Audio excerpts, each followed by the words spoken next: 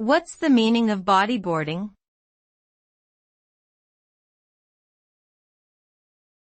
Bodyboarding.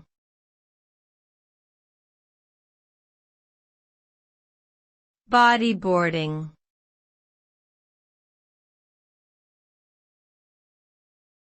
Bodyboarding.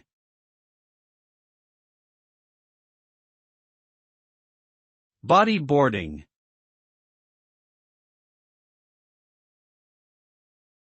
Bodyboarding is a water sport where the participant rides a board, typically made of foam, on the crest, face, and curl of a wave with the rider's body facing towards the shore.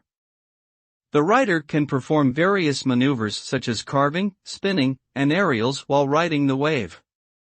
The result of bodyboarding varies between individuals, but it typically provides an exhilarating and adrenaline-inducing experience. Bodyboarding can be enjoyed by surfers of all skill levels and is a popular beach activity around the world.